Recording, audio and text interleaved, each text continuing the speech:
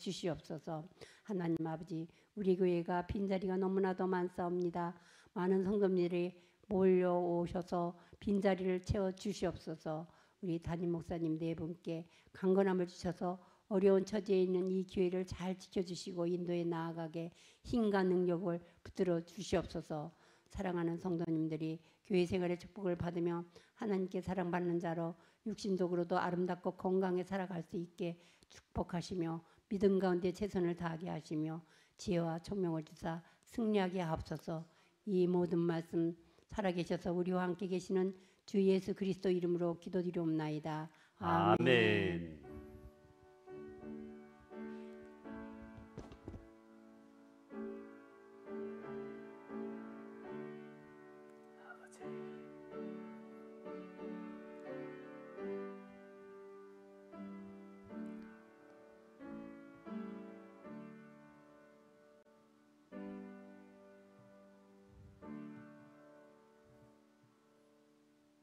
아멘. 오늘 성경 말씀 함께 보십니다. 마태복음 25장입니다. 성경 말씀은 마태복음 25장 1절, 2절과 10절에서 13절 말씀을 우리 함께 합독하시겠습니다. 마태복음 25장 1절, 2절 말씀과 10절에서 13절 말씀을 우리 같이 합독하십니다. 마태복음 25장 1절 말씀. 그때 천국은 마치 등을 들고 신랑을 맞으러 나간 열처녀와 같다 하리니 그 중에 5은 미련하고 5은 슬기 있는 자라. 10절입니다. 그들이 살아간 사이에 신랑이 오므로 준비하였던 자들은 함께 혼인잔치에 들어가고 문은 닫힌지라. 그 후에 남은 처녀들이 와서 이르되 주여 주여 우리에게 열어주소서. 대답하여 이르되 진실로 너희에게 이르노니 내가 너희를 알지 못하노라 하였느니라. 그런즉 깨어 있으라. 너희는 그 날과 그때를 알지 못하느니라. 아멘. 강민저 권사님 감사헌금 올리셨습니다. 방희주 목사 감사헌금, 김길자 사모님 1,000번째 올리셨습니다. 기도하시겠습니다. 말씀 한마디로 우주 만물을 창조하시고 우리 인간의 생사화복을 주관하시는 전능하신 하나님께 찬양과 경배와 영광을 올려드립니다. 우리의 모든 허물과 죄를 주 앞에 낱낱이 고하오니 주여 용서하여 주시고 온전히 십자가 사랑 감사하며 나가게 인도하여 주시옵소서. 오늘 주 앞에 귀한 예물 드렸나이다. 그리고 자신의 몸을 제물 삼아 이렇게 예배의 자리에 나왔나이다. 주께서 드려지는 이 귀한 예물과 제물 위에 손을 얹으시고 축복하사 저들의 기도와 여러 가지 간구를 연락하시고 속히 응답되는 은혜의 역사가 있어지게 복의 복을 더하여 주시옵소서. 예수 그리스도의 이름으로 기도드리옵나이다. 아멘. 함께 인사 나누시겠습니다. 준비하고 사십니까? 예. 오늘 찬송과 여러 기도를 통해서 오늘 설교의 방향이 천국과 관련된 설교가 진행되겠구나 하고 여러분 아마 아실 겁니다. 오늘 2025년 9월에 거의 이제 마지막 주간에 우리가 와 있습니다. 이 마지막이라고 하는 이 말은 평소와는 좀 다른 특별한 은혜가 있는 기간이 아니겠습니까? 마지막. 여기에 담긴 영감이 있기 때문입니다. 올해도 9월의 마지막이 되었구나. 다음 주에 이제 10월이 되는구나 하는 마음으로 보내면 안 됩니다. 누구나 결국은 인생의 마지막 날을 맞을 것이고 세상은 종말이 있으며 우리 주님은 반드시 재림에 오셔서 온 세상을 심판하실 것임을 명심하고 준비하며 살라는 하나님의 메시지를 놓치기 때문입니다. 저는 개인적으로 저희 장모님이 그야말로 함흥 철수의 마지막 그 LST를 타고 내려오셔서 거제 수용소에서 던져주는 주먹밥을 드시면서 하셨던 그 국제시장의 모델과 같은 분이었는데 우리 장모님은 얼마나 생활력이 강하신지 영락교회 등록해가지고 거기서 많은 봉사를 하면서 제가 쭉 지켜보는데 우리 장모님은 돌아가시지 않을 줄 알았습니다. 그야말로 저는 나름대로는 영생하실 줄 알았습니다. 이 말은 좀 농담이고 한 100세까지는 사실 줄 알았는데 그냥 이제 92세를 바라보면서 그냥 하나님의 부름을 받아 가는 걸 보면서 언젠가 우리도 이렇게 종말이 있구나 하는 것을 저한테 교훈을 주셨습니다. 이제 목사로서 제게 주어진 큰 사명은 여러분 모두와 함께 주님 앞에 서는 것입니다. 이것이 저 개인의 문제이기도 하죠. 다른 사람은 구원받게 하고 정작 저는 천국에 들어가지 못하는 끔찍한 일은 없어야 하는 것입니다. 그러나 또한 여기서는 제가 섬기는 이 우리 예수사랑교회 교인들이었는데 정작 주님 앞에 서지 못하는 교인이 만약 한 사람이라도 있다면 이 또한 끔찍한 일이라 아니할 수 없습니다. 이 생각을 하니까 오늘 새벽에 잠을 못 자고 일찍 깨어나고 말았습니다. 여러분은 세상은 종말이 있고 우리 주님은 재림에 오신다는 것을 아는 것만으로 만족해서는 안 되는 겁니다. 자신도 저와 여러분도 언젠가는 죽을 것이라는 것을 아는 것에 그치면 이건 큰일입니다. 정말 안다면 준비해야 합니다.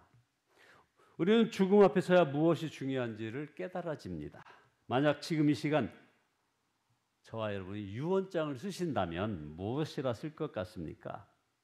이런 말 쓰지 않겠습니까? 미안해요, 용서해 주세요. 이렇게 갈 줄은 몰랐어요.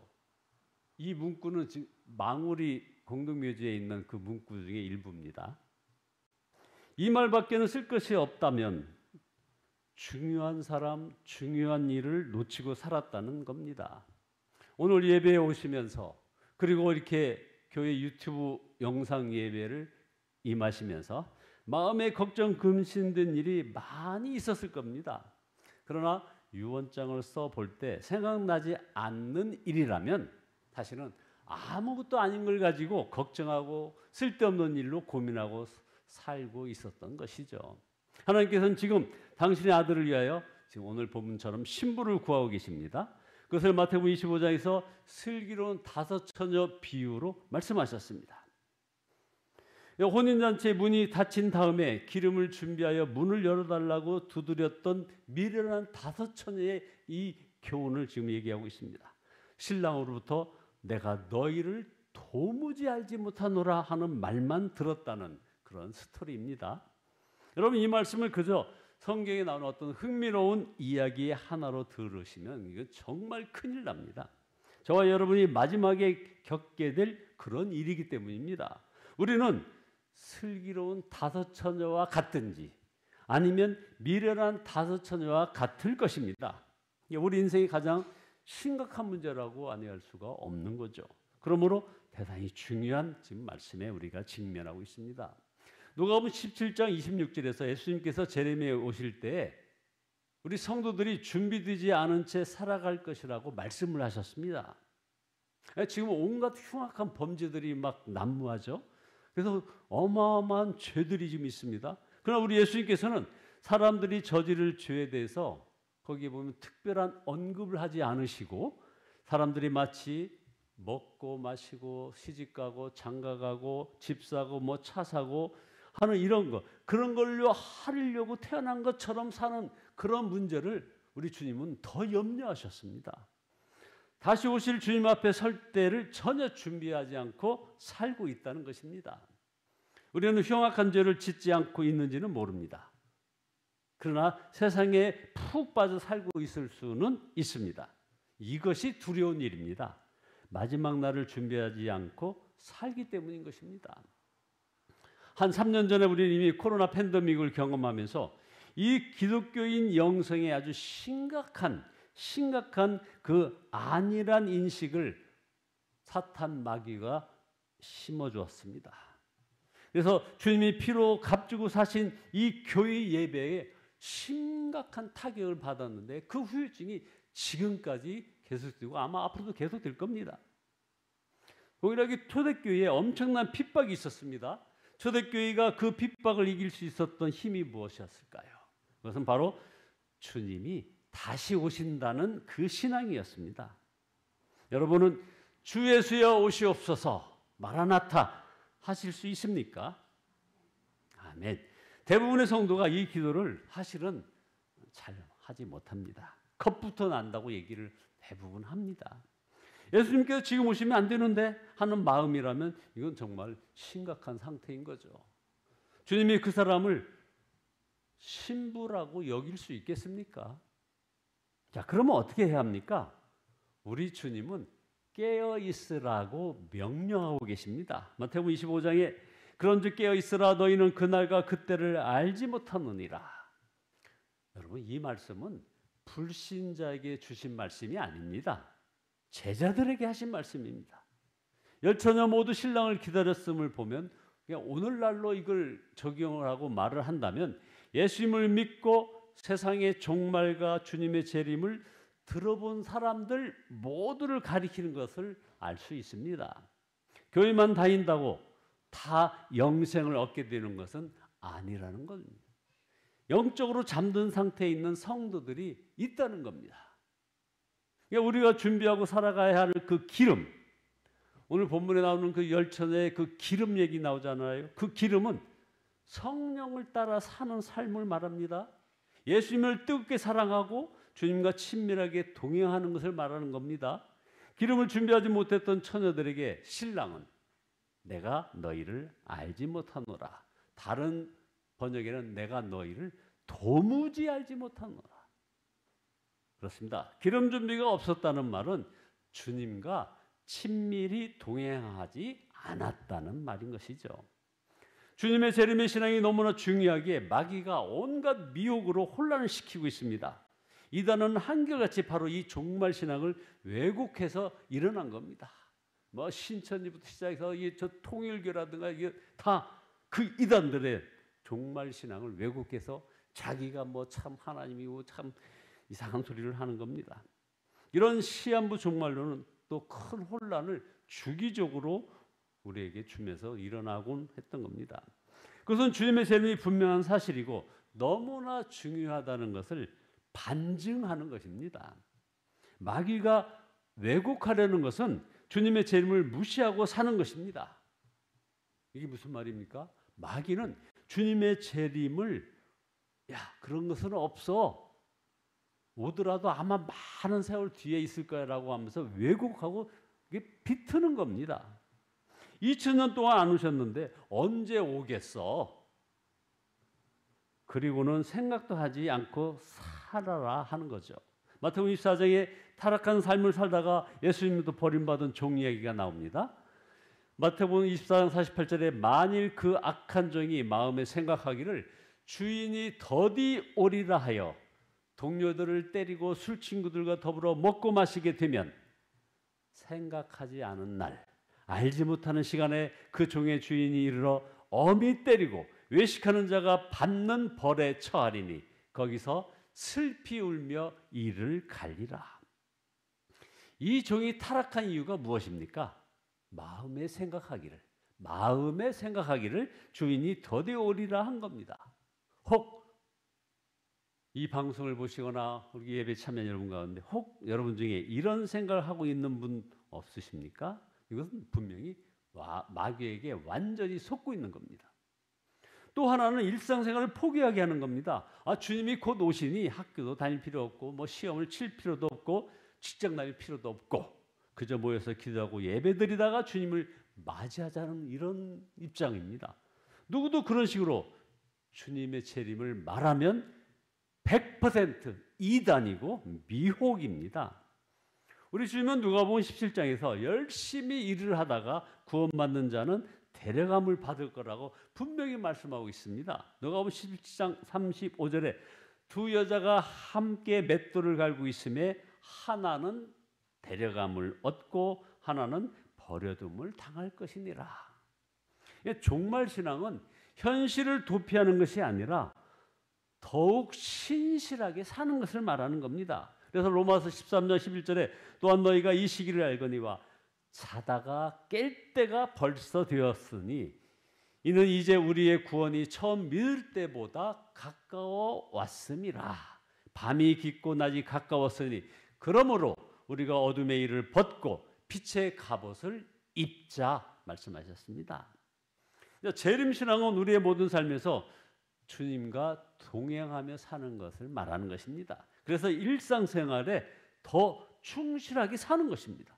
남편이나 아내 또는 부모나 자녀, 전에는 도무지 받아들이기 어려운 그런 사람들이라도 주님과 동행하니 이제는 받아들일 수 없는 사람이 없는 것, 이겁니다. 그러므로 가정생활이 달라지고 지겨운 직장에 대한 마음이 달라지고 기쁨과 사랑으로 사라지는 것입니다. 주님과 동행하니 죽을 때 돼서도 안 죽겠다고 발버둥 칠 이유가 없습니다.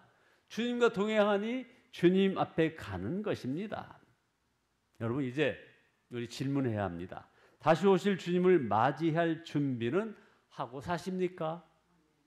아멘하고 대답할 수 없다면 남은 날들이 너무나 소중한 기회라고 여겨야 합니다. 그래서 우리들에게 이런 가을을 주신 것 아니겠습니까?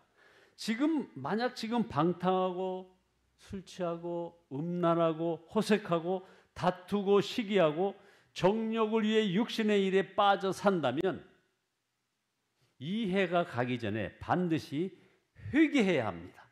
그것은 심각한 것, 그것이 심각한 것은 하나하나가 다 죄입니다. 다 죄이기도 하지만 주님과 동행하지 않는 증거이기 때문입니다.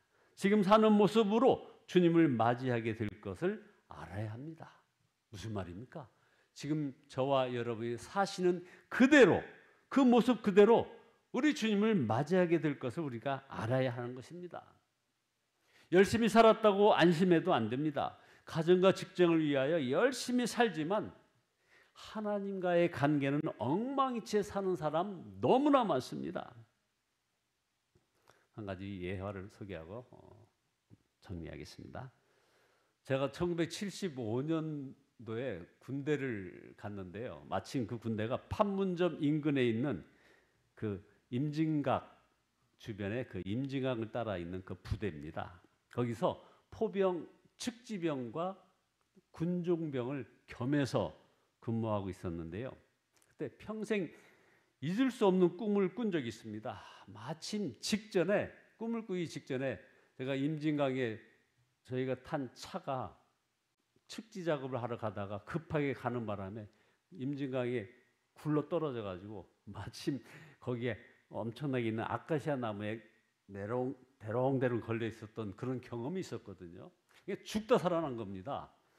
그런 경험을 한 바로 그날 밤에 평생 잊을 수 없는 꿈을 꾼 적이 있습니다. 제가 죽어서 하나님 앞에 걸어가는 꿈이었습니다.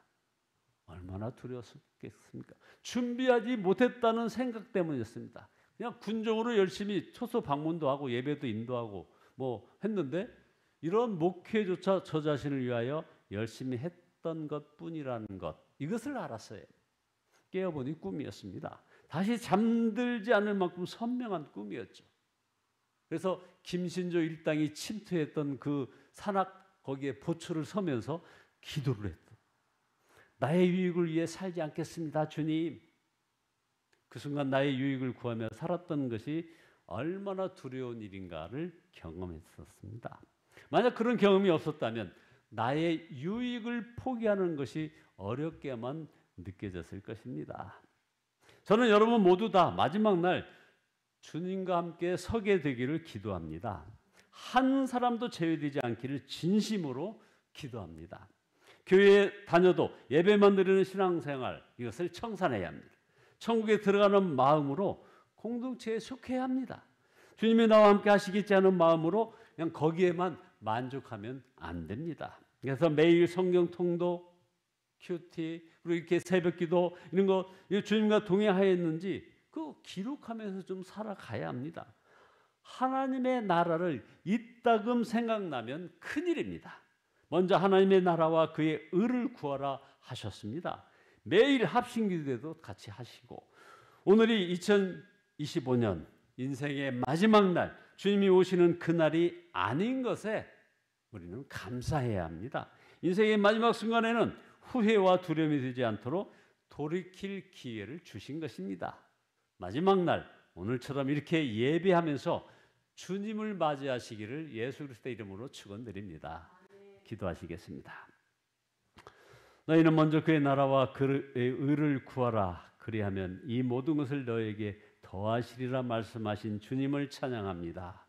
우리의 모든 허물과 죄를 용서하여 주시고 하늘나라 온전히 소망하지 못했던 저희들의 죄를 주 앞에 고백합니다. 주님, 이제 주 앞에 온전히 나가며 십자가 사랑 감사하며 나가게 인도해 주시고 구하고 찾고 두드리면 주시고 찾아지고 열려지는 그런 축복을 구하오니 주여 함께하여 주시옵소서. 아버지 하나님, 이 냉혹한 현실의 적자 생존이요 승자 독식이요 양극화된 이 상황에서 온전히 주님 하나님 나라를 바라보며 나아가는 그런 걸음걸음 되어지게 인도하여 주시옵소서. 예수 그리스도의 이름으로 기도드리옵나이다. 아멘.